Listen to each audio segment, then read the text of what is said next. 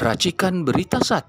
Bismillahirrahmanirrahim. Assalamualaikum warahmatullahi wabarakatuh. Waalaikumsalam warahmatullahi Kembali lagi kita berjumpa dalam channel UI Watch Plus yang luar biasa ini, di mana kali ini saya Heru Purwanto akan ngobrol dengan Bang Asril selaku senior yang banyak paham tentang situasi ekonomi, Bang ya. Nah sekarang kita lihat di media mainstream bahwa saat ini pertumbuhan ekonomi kita sudah 5,12% dan ini dibangga-banggakan lah oleh para pejabat. Abang sebagai ekonom yang senior, apa kira-kira pendapat Abang? Ya buat saya itu bukan suatu hal yang hebat gitu, karena zaman SBY saja yang bukan seorang ekonom, itu selama 10 tahun beliau berkuasa, itu pertumbuhan itu di atas 5% pasti, dan pernah beberapa kali 10%, 7% gitu. Jadi kalaupun 5,12 itu benar, itu bukan suatu hal yang prestasi hebat luar biasa. Artinya kalau Indonesia mau lebih hebat dari itu, bisa, insya Allah bisa, asal mau memanfaatkan momentum, kesempatan-kesempatan yang terbuka.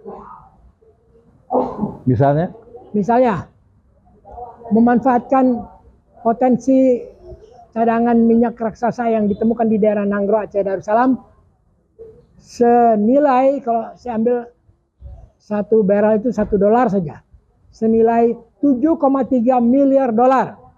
Wow. Nah, itu sudah melebihi kekayaan Arab Saudi dari minyak. Luar biasa. Jadi ya? Kalau kita mau memanfaatkan cadangan minyak itu, kita, ya bahasa gampangnya, kita mengijon aja lah. Mungkin bahasanya supaya lebih mudah, mengijon. Kita jual cepet aja. 7,3 miliar dolar itu cepet.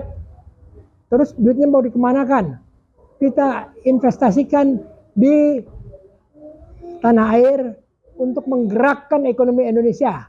Misalnya membangun pabrik-pabrik dan menginvestasikan di bidang pertanian, karena Indonesia sebagai negara agraris itu sangat kuat kalau mau bergerak di bidang pertanian. Ya.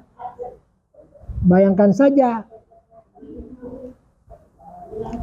Amerika Serikat yang bukan pemakan beras, tapi bisa ekspor beras. Mengekspor beras ke seluruh dunia, dan bukan hanya beras. Amerika itu mengekspor kedelai.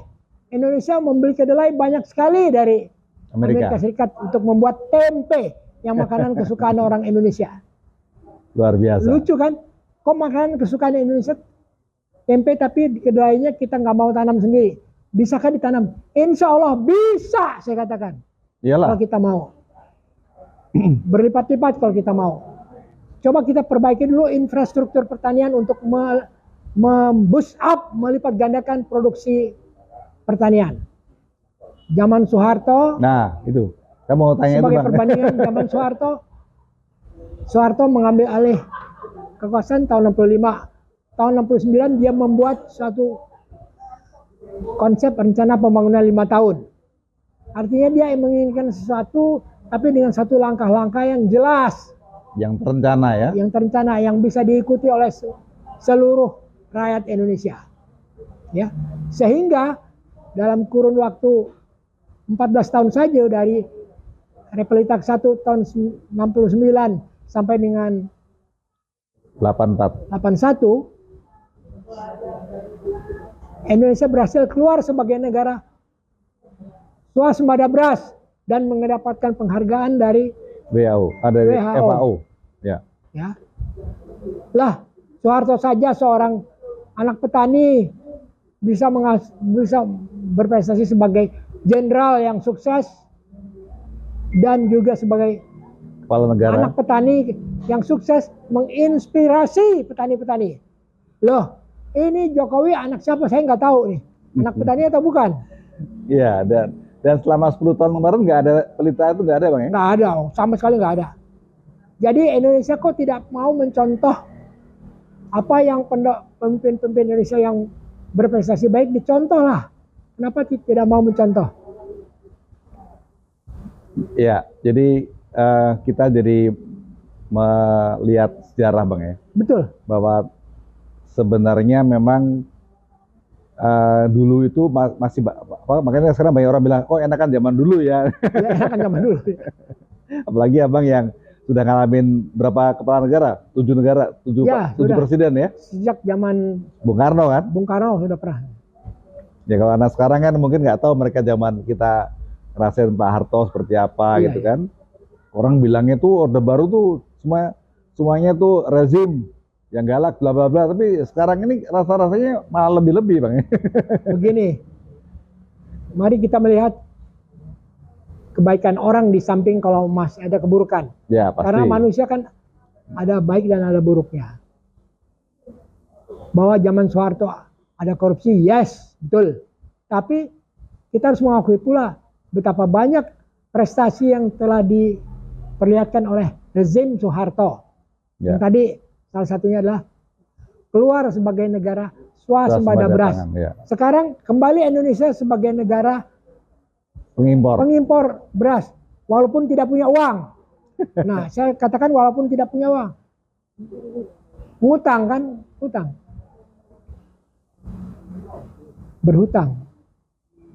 Iya, dan Kenapa duitnya kita tidak ambil saja dari minyak yang 7,3 miliar dolar kita jual? Itu kan duit kita, duit sah.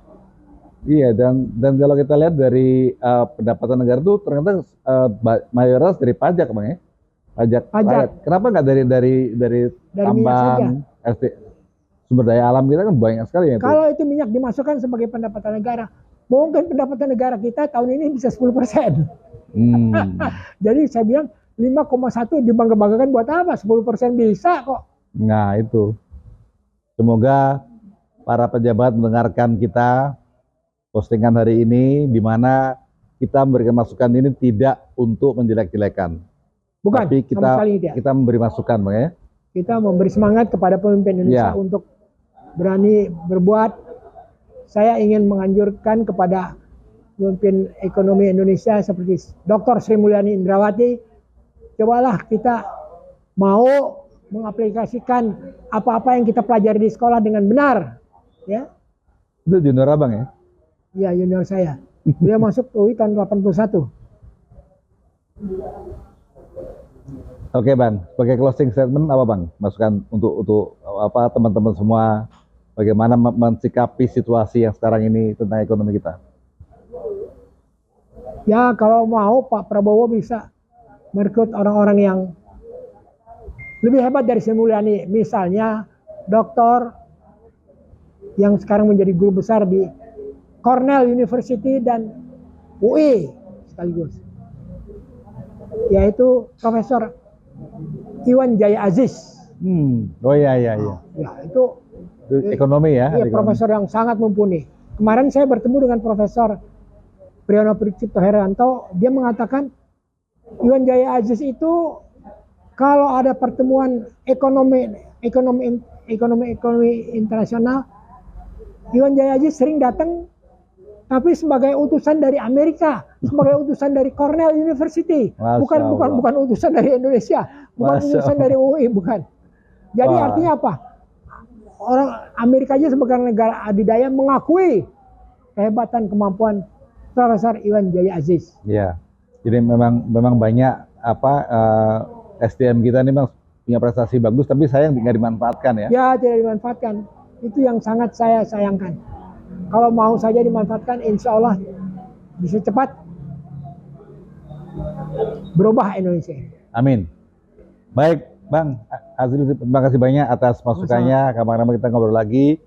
Jadi sekali lagi, kami dari UiWatch selalu terus berusaha mengingatkan semua agar kita mengangkat dan menjaga 3 hal: kebenaran, kejujuran, dan keadilan. Ya. Sesuai dengan slogan kita, yaitu Veritas, Probitas, Justitia. Ya. Itu Purwanto melaporkan langsung dari Jakarta. Terima kasih. Assalamualaikum warahmatullahi wabarakatuh. Waalaikumsalam warahmatullahi wabarakatuh.